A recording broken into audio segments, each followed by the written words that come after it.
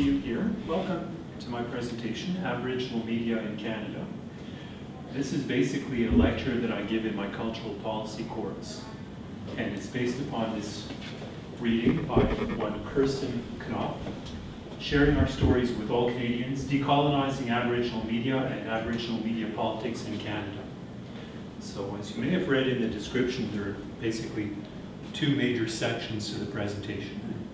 It should take us well within the hour to cover this. The first part has to do with mainstream media coverage of First Nations issues, and the second part focuses upon different Aboriginal media in Canada, a presentation of these Aboriginal media in Canada.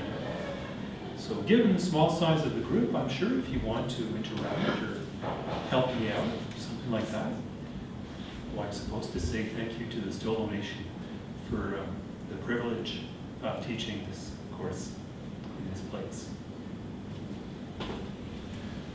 I am interested in Aboriginal issues, but my heritage is half French Canadian, and I always come to it from that prism. I don't know if any of you saw the excellent, well, I thought it was excellent, the excellent speech by Eric Davis during the closing ceremonies, where he he interpreted Aboriginal issues through the prism of his Judaism. Right, the image of throwing babies in the fire at Auschwitz. That's something that struck me hard when he mentioned it. I don't think the Quebecois heritage is, in comparison with the First Nations, or certainly the Jewish heritage, it's not so bad. But that's kind of my prism, my way of looking at historically oppressed minorities. So with regard to the media, decolonizing the media, I was at Difon Dangeron's presentation, and he talked about the United Nations Declaration on the Rights of Indigenous Peoples. Kirsten Knopf talks about 4 colonial countries that voted against the resolution. Out of all the countries, 144 voted for, a number abstained from voting, but only 4 countries opposed the resolution: Australia, Canada, New Zealand, and the United States. And you basically see what these countries have in common. Basically all colonies of England, essentially, and their history of how they treated Aboriginals in their respective countries is a somewhat tainted history. However, since Knopf wrote her article in 2008, the 4 countries have reversed their position and they now support the declaration. So I think it's something that's been talked about today, how things are, after all, not perfect when it comes to Aboriginal people in Canada, but they're much better than they were 50, 100 years ago, not to mention 150 or 200 years ago. So the mainstream media, they have a certain way of depicting First Nations people. And you guys watch the mainstream media, I'm sure you probably have an impression of Aboriginals based upon your exposure to global news or CTV news. The mainstream media in Canada tend to focus on Aboriginals in times of crisis. As a consequence, audiences perceive them as complainers. Moreover, coverage of squalor, although necessary, reinforces the image of lazy Indians. In this regard, Knopf speaks of Indigenous people as living in the 4th world, experiencing 3rd world conditions in 1st world countries. So indeed, our coverage of Aboriginals in this country tends to focus upon either the fact that they're complainers, right? The Idle No More movement is basically what got a lot of coverage in the recent past by the mainstream media, or in terms of poverty and squalor. And every so often you learn about some remote community in northern Ontario or places like that, where basically the situations appear abysmal.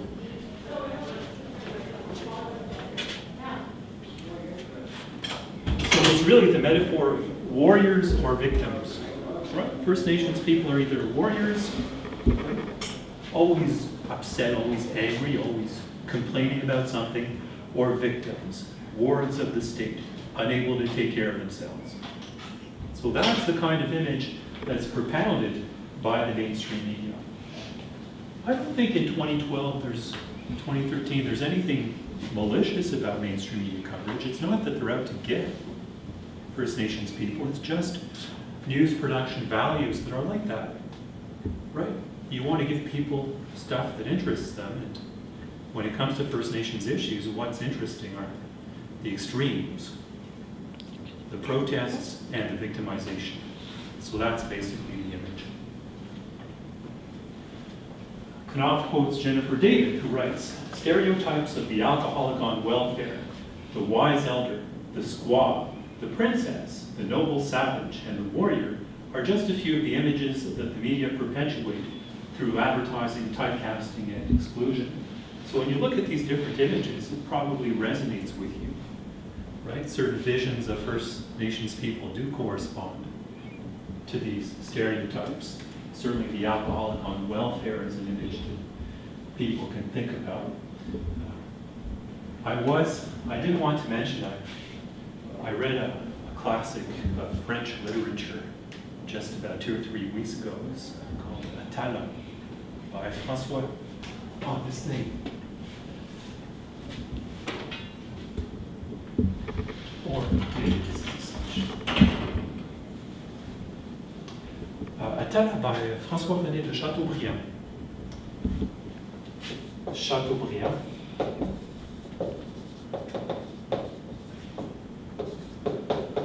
Atala, published in 1802.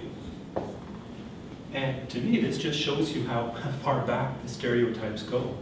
In fact, if you look into stereotyping of Aboriginals in North America, it goes back to the first writings of the first Europeans who come to North America, basically. Stereotyping started that early.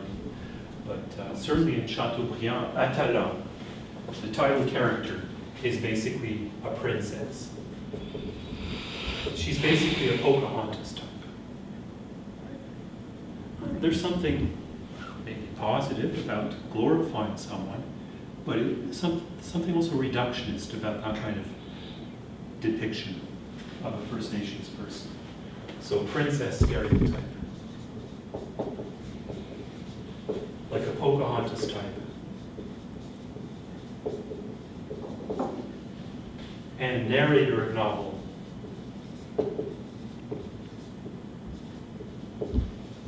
Is more of a wise elder type.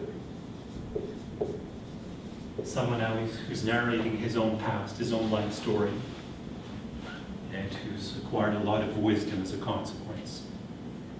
And who can reflect upon everything he's learned as he grew and developed, and as he listened to Atala explain to him, in this case, the wonders of Christianity, right? Atala being a convert to Christianity and saying, you haven't really lived until you've adopted the tenets of Christianity. So that's the kind of stereotyping that goes back at least to 1802. I don't think I'd even recommend the novel that much. I'd say just watch Pocahontas instead.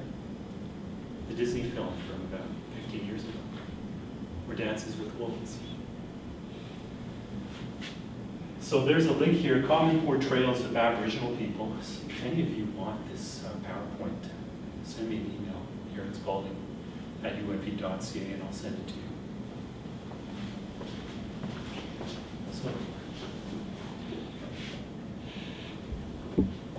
So it's all this issue of control, right? We can make reference to Foucault and power, representation, or Harold Innis, and monopolies of knowledge and all that. Those who control representation in the media can end up marginalizing those who do not, right? Because the people who control our mainstream media here in BC are often of European descent, basically. And no matter how well-meaning they want to be, they may not have an intrinsic, close, lived understanding of the situation, of the experience of First Nations people. In fact, this whole thing about residential schools, I've been aware of it for decades, basically. But it's only resonated with me on days like today, when I've seen certain films at certain times Otherwise, I just think to myself, quite abstractedly, terrible thing. But it's these stories, it's the examples that make you realize how hopeless it must have been for First Nations people at the time. So Aboriginals with control over the media can correct misconceptions that people hold towards them. Knopf writes, Aboriginals, and this is the governing thesis of this article, decolonize the neo-colonial media by creating self-determined images and discourse free of stereotypes and objectification, and by asserting control over the products. So that's basically why it's important to give control over to Aboriginal people, so that they can tell their own stories in their own way, with their own emphases. Giving them more control over their lives and more autonomy is basically the way through which they can control their destiny. Sort of like the Québécois, right, who always complain about control from Ottawa and always demanding more and more autonomy.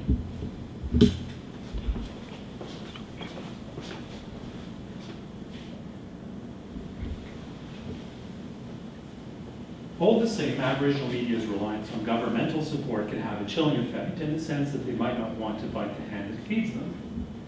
After all, the government has the power to withdraw financing, and the CRTC can impose restrictions and penalties.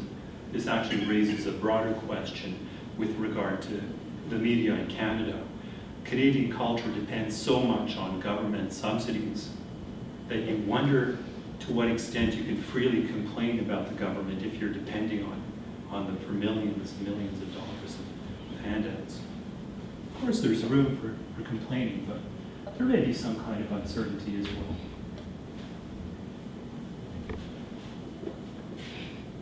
An example I give is of the Québécois separatist who wants to get a grant from Factor, the foundation assisting Canadian talents on recordings, and they have to acknowledge the participation of the Government of Canada on their CD. Can they be pro-separation from Canada and also acknowledge Canadian government support? Right. So there could be a silencing effect there. So the first of three broadcasters that we're going to look at is probably the biggest and most prominent one. If you have cable or satellite, you get APTN. You might not necessarily watch it, but it's there on the dial. So the Aboriginal People's Television Network, which started in 1999, is the world's first national Aboriginal broadcaster. There have been other broadcasters in its wake, basically Aboriginal broadcasters. Countries like New Zealand and Australia. There's in fact now an association of Indigenous broadcasters where exchanges can be made between people from Aboriginal people of different countries where they can share material and share information. And APTN, for instance, will broadcast material that they've obtained from the Aboriginal broadcaster in Australia, for instance. Such exchanges are possible. Solidarity among Aboriginal people in the world. It's based in Winnipeg, Manitoba, and has offices across Canada. So Knopf presents APTN as a positive development because it does give Aboriginal people a voice. It does give them access to each other and to the rest of Canada, basically. So it's positive in that regard. So APTN is by, for, and about Aboriginal peoples. It features 100% Aboriginal-related content. You might smile at this because sometimes, they're going to show a movie like a Johnny Depp film, and you'll wonder what's so Aboriginal about, Pirates of the Caribbean. And what's Aboriginal about it is that I think Johnny Depp has like an ancestor who's First Nations. So sometimes they stretch the meaning, but part of it is about attracting audiences and getting ratings and so on. And it is hoped that people who watch Pirates of the Caribbean, as the case may be, on APTN, will also watch advertising for other APTN programming and will be hooked in that way. So APTN broadcasts in several languages, 50% English, 16% French, and 28% Aboriginal languages. So again, it's trying to play a role of linking First Nations people of sustaining these First Nations languages that are always on the verge of disappearing or diminishing in centrality and importance. I mean, the most spoken First Nation languages in Canada, I think, are Cree and Ojibwe, and they really number 60 to 70,000 speakers. It's not a lot, not really a lot to sustain a language on a continent. But APTN plays a role in helping sustain these languages. A lot of First Nations people don't actually speak a First Nations language. They speak English or French. All Aboriginal language programming is captioned in English or French. Aboriginals like getting programs in their own Aboriginal language, but not so much in other Aboriginal languages, which is understandable. Some people just don't like subtitles, generally speaking. I have these conversations sometimes. What's better, dubbing or subtitles? People fall on either side of the equation. They say, oh, dubbing is much better. Forget, you don't have to read for a long movie. You can watch what's on the screen. And of course, people who prefer subtitles go, this is the movie as it was made, right? The subtitles are merely an aid to watching the movie as the director intended it. APTN finances its expenditures through subscriber fees, advertising sales, and strategic partnerships, mostly with other media institutions. It carries no ads for alcohol or gambling, nor any ads that reinforce negative stereotypes. And that would be sine qua non, right? An Aboriginal network, that you try not to perpetuate the stereotypes, and that you try to provide an alternative to mainstream depictions of First Nations people. That you try to broaden the scope, that you don't reduce First Nations people to the few types that mainstream media tend to reduce them to.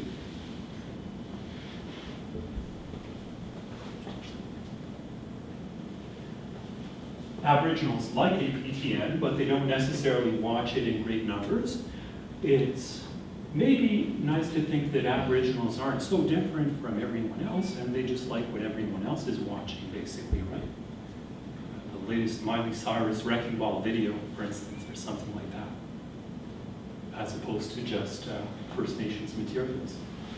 Younger Aboriginals in particular like to watch what other young people in Canada are watching. I also like the idea of APTN. I like that it exists.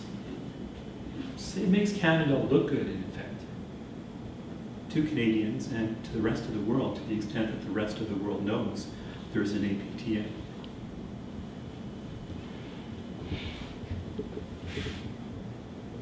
This channel, according to Knopf, truly decolonizes the Canadian media within the scope of its possibility.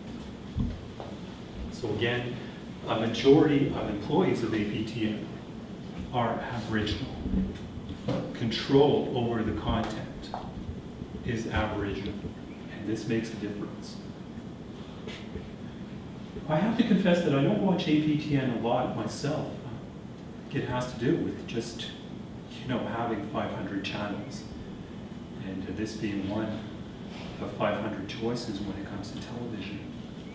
And I often watch with my wife, and there's a bit of a mainstreaming function there, where I might watch more marginal stuff if I'm by myself, but with my wife, there has to be some kind of compromise.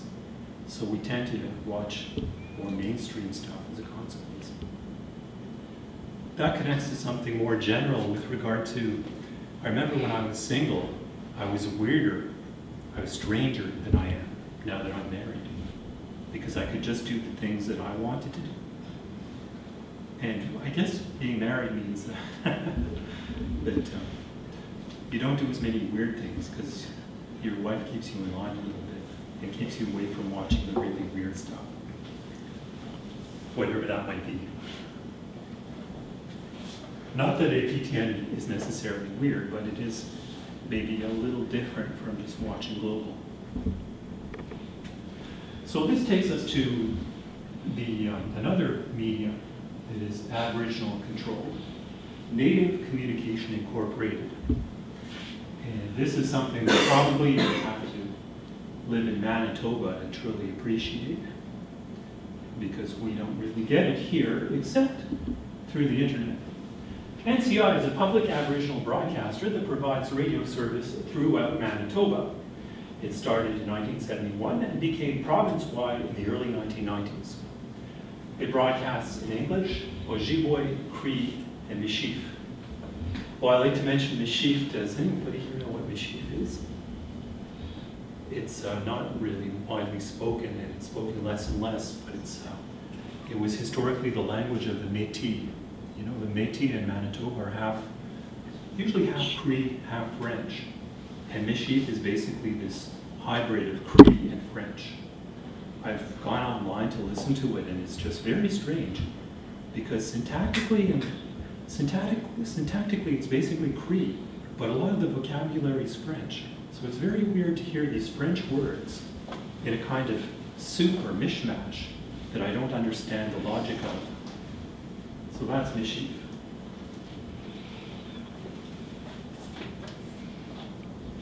So you can see map of Manitoba, and you can basically see where radio towers are and where it's possible to receive NCI. So First Nations people across Manitoba are able to listen to NCI.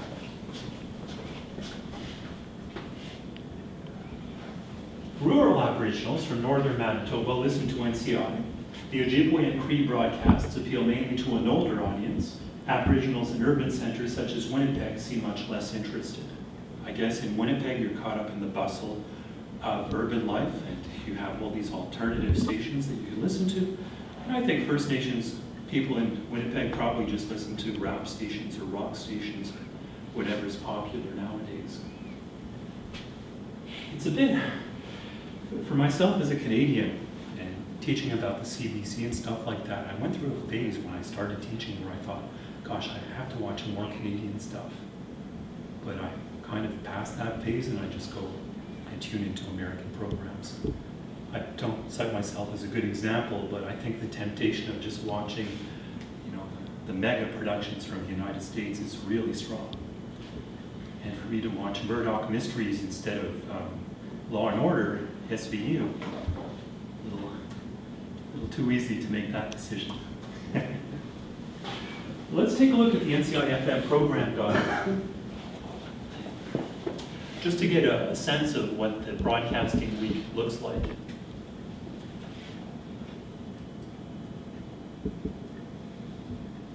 So essentially it's basically like any, I guess this is a little tiny, but I'll point out, and you can maybe zoom in on this too for your project.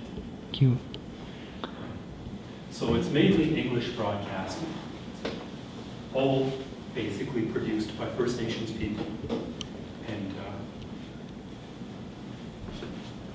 presented by First Nations people, but there are certain segments of the week where the programming is in Cree, Voice of the North, Cree language programming, and Anishinaabe all the way Ojibwe language programming. So if you speak Cree or Ojibwe, you probably know to tune in at those times. And presumably, especially older Aboriginal people in rural communities probably tune in on a regular basis to have a sense in their language of what's going on in their community, in their province, their country, and the world. There's also a Métis hour, but I don't know if that would be in Michif. I would guess probably not, because I read that the number of Michif speakers has really dwindled.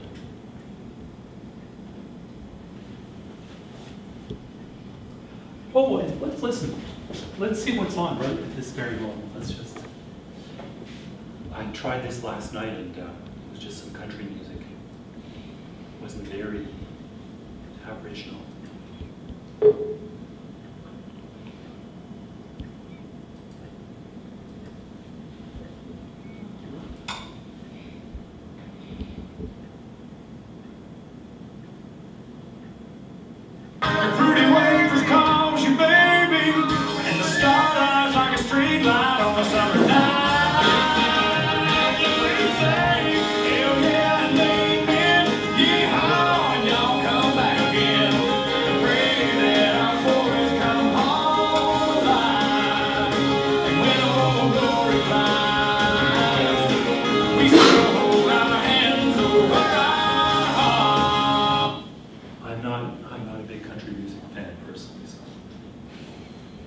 but it sounds so great in principle, you know, an Aboriginal station and all that, but look at their playlist, it's just a whole bunch of country songs. Keith Urban, these people like that, Darius Rucker. Even so, presumably there are parts of the day where Aboriginal issues are raised and discussed.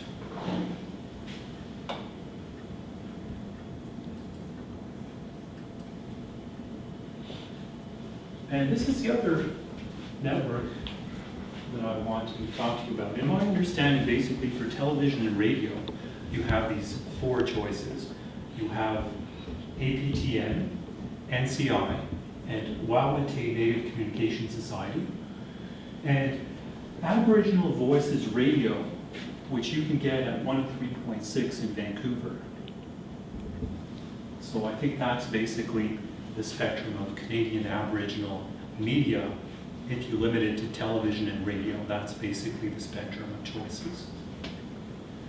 So Wawatay Native Communication Society caters to the communication needs of the Anishinaabe Aski Nation in Northern Ontario. The WNCS operates Wawatay News, a multilingual newspaper, English, Ojibwe, Oji, Cree, and Cree.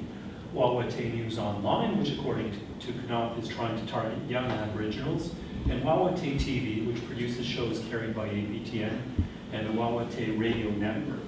So it provides a broad spectrum of different services to First Nations people. We could just click on this link quickly and take a look at the website. So from my perspective, it has the appearance of a community paper where the predominant goal is to basically serve the community and inform the community about goings on within the community. So annual fall harvest event celebrates First Nation culture, and on you go with a whole bunch of different stories with an Aboriginal focus, and not only that, but a Northern Ontario Aboriginal focus.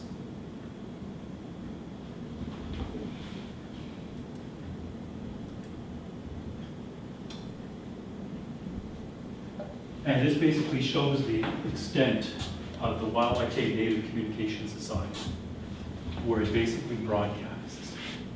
So, this is really the most populous part of Ontario, right? Hamilton, Toronto, London, Ontario, places like that are all down here.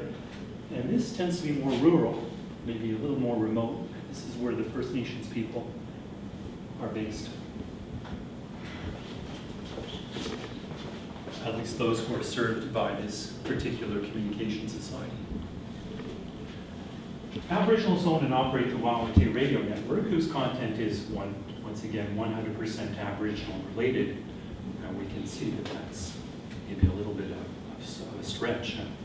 You might say interesting to Aboriginals, and then pretty much anything goes.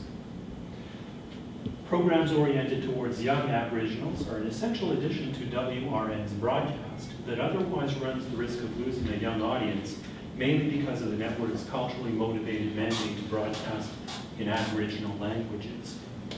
So that's a little bit of a sad thing that younger people may not see the need to learn traditional languages and to carry them forward through new generations. The same thing again, I draw everything back to Quebec, my home province where I grew up. And for me, a point of comparison would be, I don't think French is. I think French is surviving very well in Quebec. But regional accents in French have kind of disappeared. And I'd like to listen to my grandmother, grandparents, and older people, because there was a way of speaking French that was so regional and so affecting and so evocative. And now people tend to speak Quebec French, but without that evocation of past ways of speaking.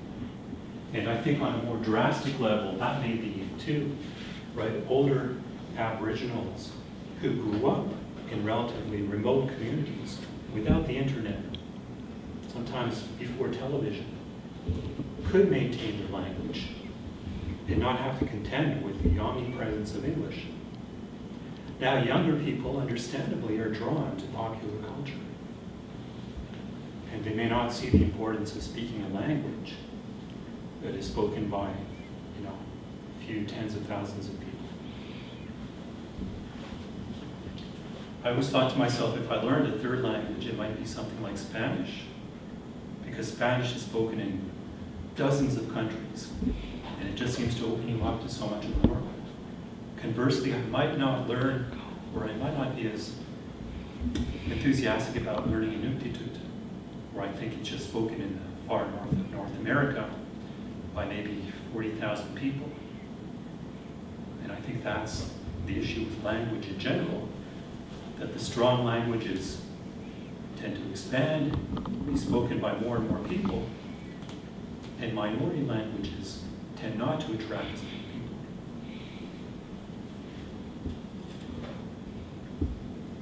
But this is just the logo for WRN.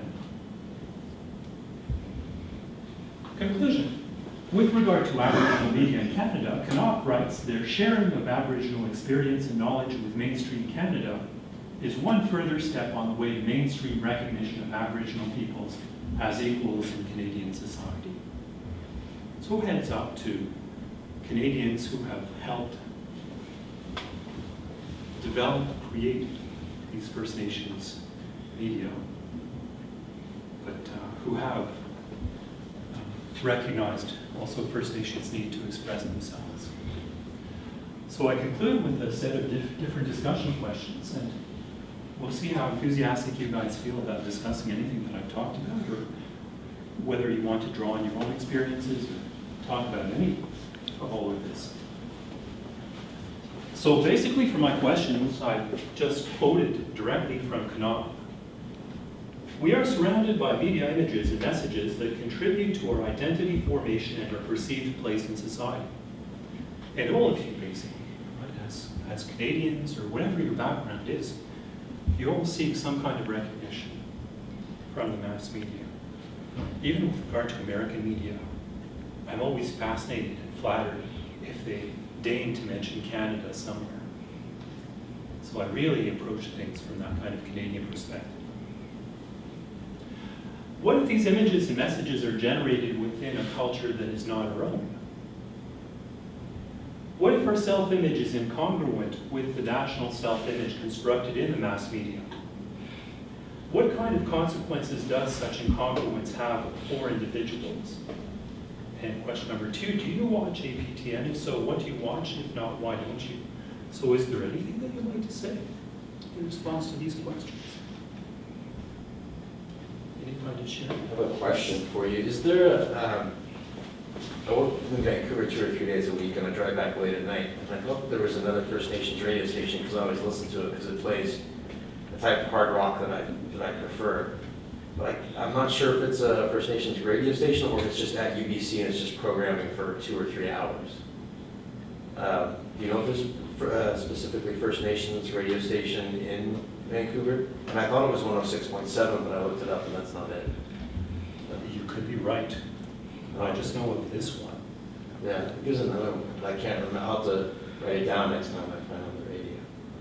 But another question I had for you was, I used to watch APTN when I had cable casually, but I didn't have cable during Idle No More, and I was really interested on how that was portrayed on APTN, since they do rely on so much funding from the government. I don't know if anybody else watched it, but what that was like having a anti-government protest on a media network that's supported by the government, how that kind of played out. I think that they're favoring Aboriginal issues would trump any kind of government fear of government restraints or anything like that. So I would presume that they'd be very positive about Idle No More and very supportive of it. I'm just wondering how much they dedicated their programming to it and how much time they spent on it, if that restricted them. I mean, I guess the only way to know is to kind of be working in the network, but it would be an interesting conversation if they talked about how much they would push. Because it would seem like that would be the perfect platform for a political protest. Yes, that they could help with the protest. That actually tests my ignorance of the issues. And with regard to APTN, it's a little bit like watching Canadian shows on CBC. I feel I should watch more. Yeah. But when it comes to what I really want to watch, it kind of falls behind in terms of my preferences, unfortunately.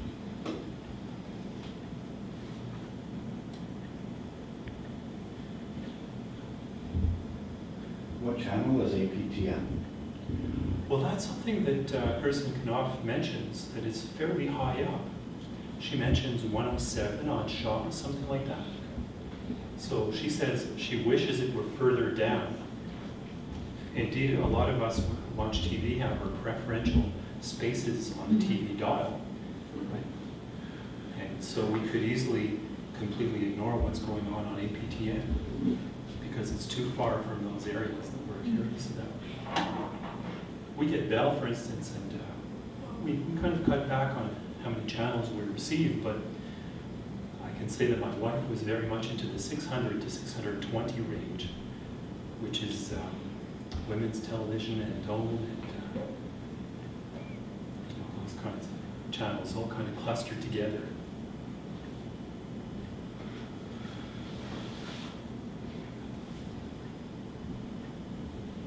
See, the reason why I asked is because Shaw has such a big bite into that market, right? So you basically, basic cable only gives you like the first 30 channels. And then you gotta buy another package that gives you another up to 55 or 60.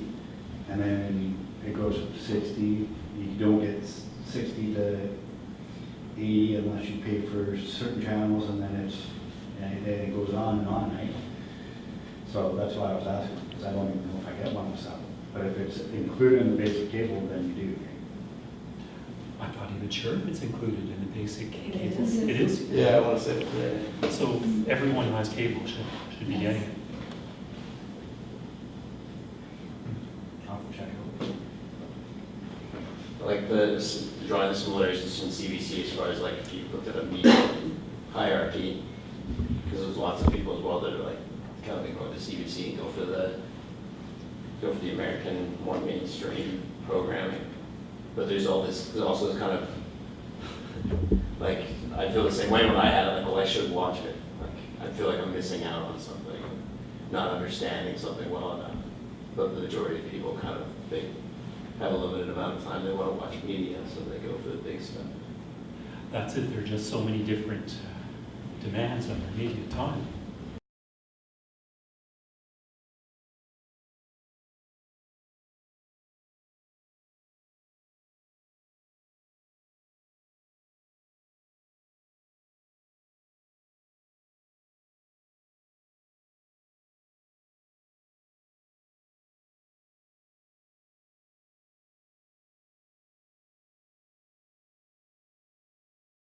Better way.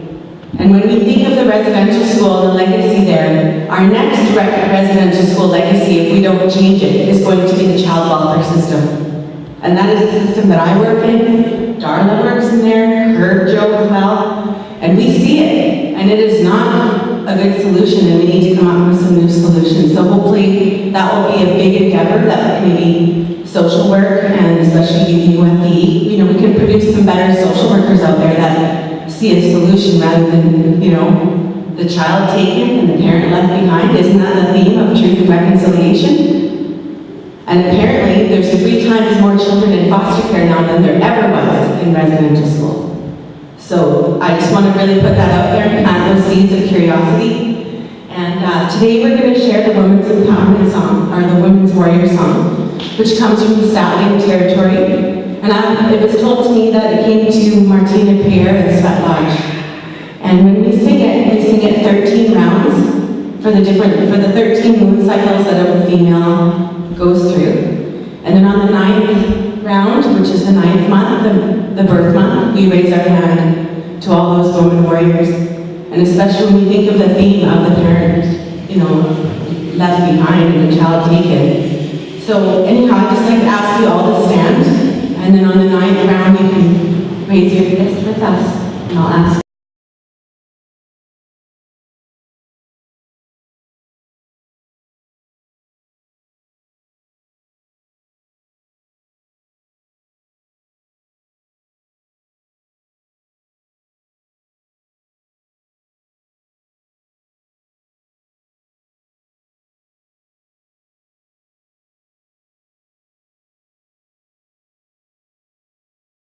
already pretty stretched with all these different demands that we have on our media time.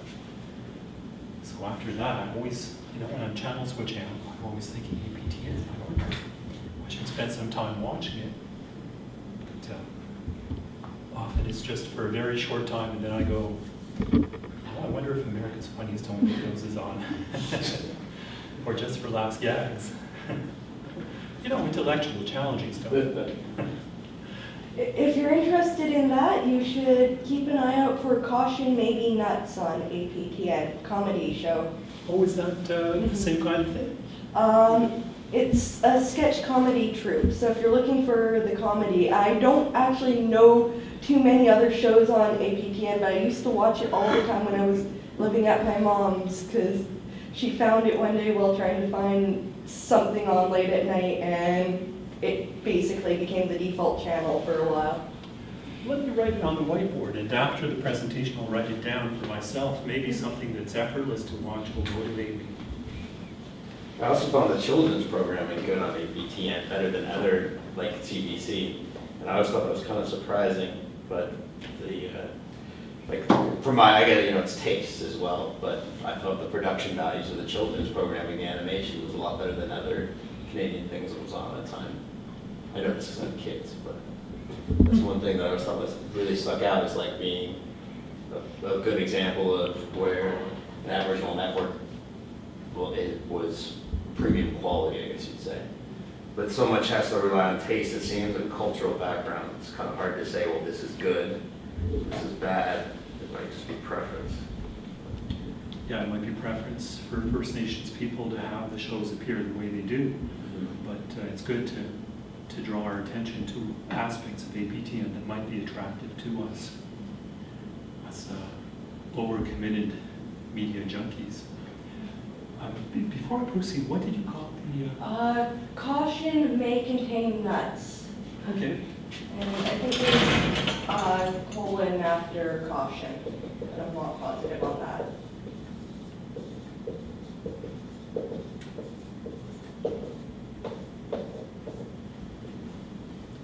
Sharon? I mean, it's interesting. I'm just trying to address your question number 2. That's a question I asked my students when I was teaching as a kid.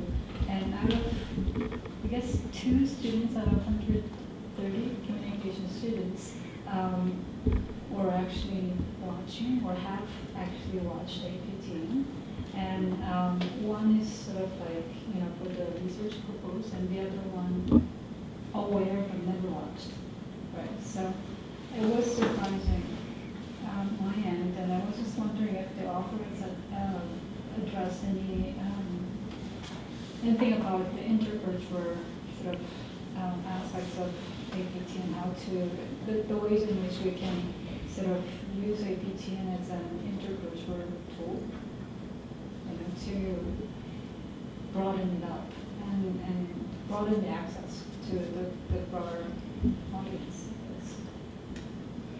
I almost want to give a fatalist reply and say they're probably as good as they can be and as attractive as they can be. I don't know. Unless there were some measures of coercion. Mm-hmm. It's a little bit like today, right? This day. Ideally, you'd think everyone at UNV would be coming to everything today. But just think of all the coercion that was required to get a few people to come to all the different presentations. I think that instructors were coerced into talking about this topic to their classes, coerced into coercing their students to come here. I sound probably a little bit cynical, and in reality, I wish that people would just voluntarily be more interested in Aboriginal issues and would spontaneously attend these functions. But I think for such a day as today to succeed, and I think it has been a success, a lot of coercion was required. Yeah, it's like I didn't even know about this day until my English teacher told me that we were going to be writing this. That's why I was taking notes. We've got to do a writing assignment on today, right? So it's like, okay, I'll come, but I had no clue, right, of what this day was all about and stuff, and I'm actually glad I could come. So there is an element of coercion, but there's also an element of awareness. Yeah. And as I think, Sherry, you were pointing out, a lot of students are simply not even aware that APTN exists in the first place. That's the thing. I mean, we have it for free, right? So it's included in the basic package, but we never really get to watch it, or we don't even know it's available. So it's the issue of awareness and also the accessibility. It's available, accessible, but we're not just aware of it. Yeah, well, at least that first step has been accomplished. The Mhm. level of accessibility, it is accessible to us, which is one good step. But the levels of coercion are not there, and for some people, the levels of awareness are not there. So what's left is, even so, I think to myself, it's a bit like the CBC. It's almost like they gotta put a commercial on, like pay other companies to put a commercial on from. That's what it's almost like, because I never knew they were in the basic cable. So But that if you go on to CBC, they advertise different channels, right? Throughout their show that you're watching. Mhm. And it's like, oh, okay, I can skip to this one, right? Yeah, CBC is good at advertising its own other services. It's radio programs and bold and documentary and, yeah, CBC News World and all that. Yeah, that really surprises me about students. That's really sad, actually. Because their communications is, I think, I mean, I know it's a big field, but I would imagine that there'd be a little bit more that stumbled into it. But like I said, today, I mean, today's interesting. Like, I was pretty defeated when I showed up and saw not many people here, but then I went to a presentation and it was packed. So I was like, oh, okay. And it's kind of up and down, but I was kind of surveying people, what people were here because they needed to be here, they were interested, or their social worker teacher told them to be here. And I was impressed by the amount of people that were here of their own free will. But Excellent. there was a lot of debate over the newspaper about if classes should be canceled or not, because there's a fear that if classes were canceled, people just wouldn't show up.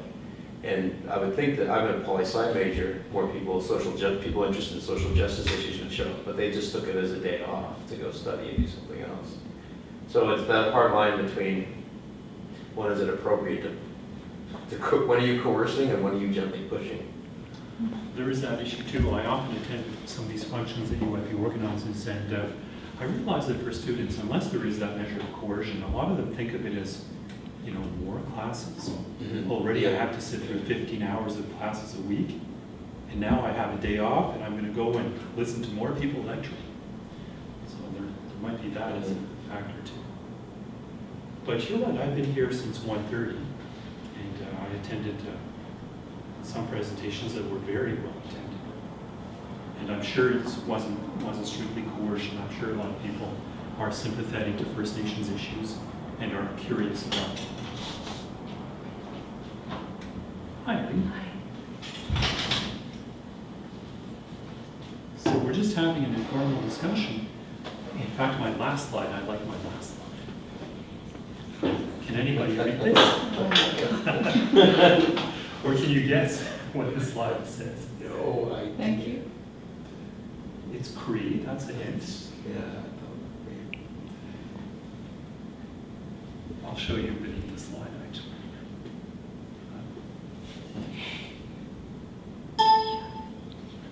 The above text is pronounced Kisipayuin, and it means end, termination in Cree. The end. Though all the same, I don't want to, if you want to continue conversing, I'm having an interesting conversation.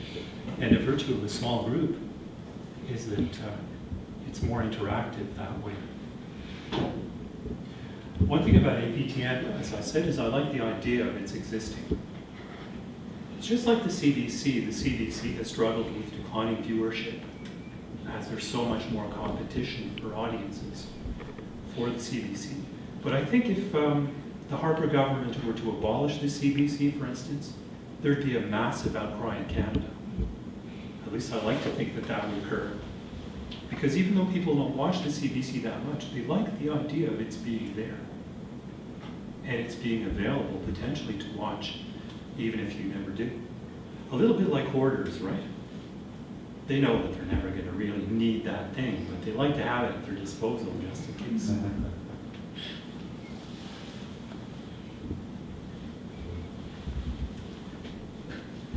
The concept of media landscape as hoarders makes a lot of sense. There's a lot of stuff. And people tend to be media hoarders as well, right? Yeah. Downloading music, right? Yeah. The claims that I have, 30,000 songs downloaded onto my smartphone. And it's just, I guess, the dream of availability of all these songs, not the reality that you're ever going to listen to all. Did anybody go to the films that were shown today? I was supposed to go to one at 7 and they canceled it. Oh, really? I think you can stream them online from the APTN website, that's what I heard. I think some are just in the library too. Yeah, it's a big event from the library. I attended all the live events today myself because I thought movies, like The Hoarder, that I can be with regard to media, I can just watch it some other time, which may never actually occur. The live presentations, you can't really watch them unless you attend.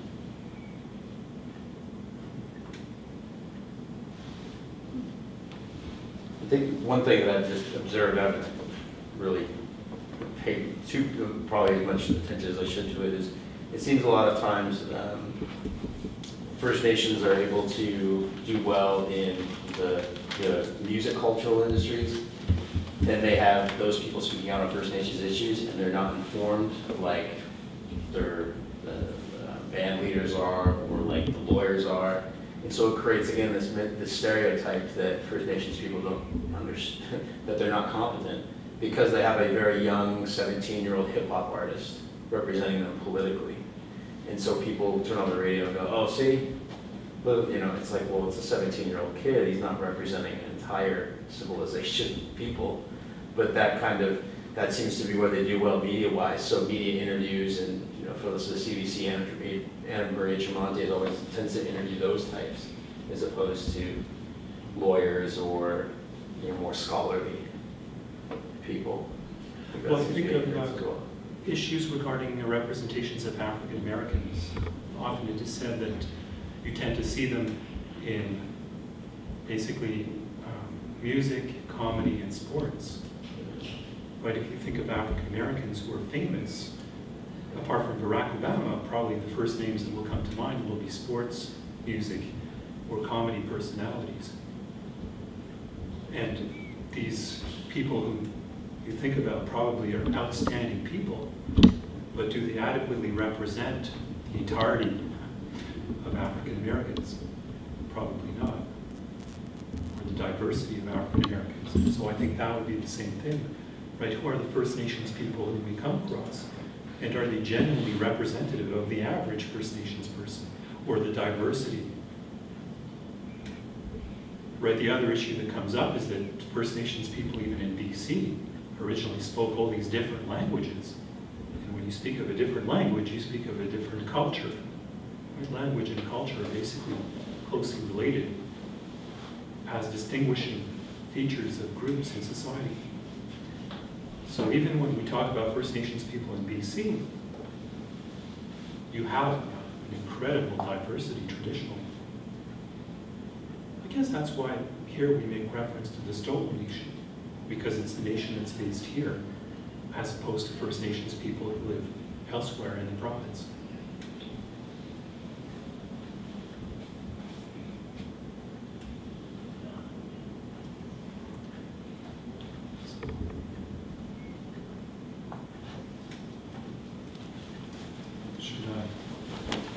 Is there anything anyone else would like to say?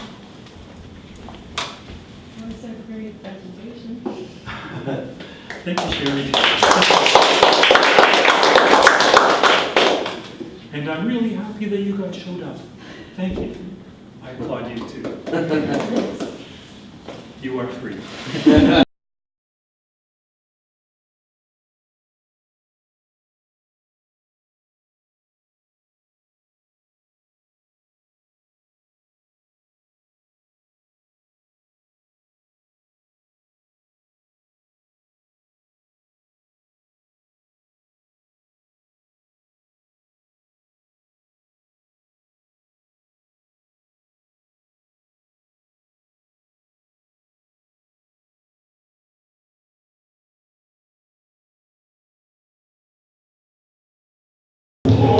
Oh,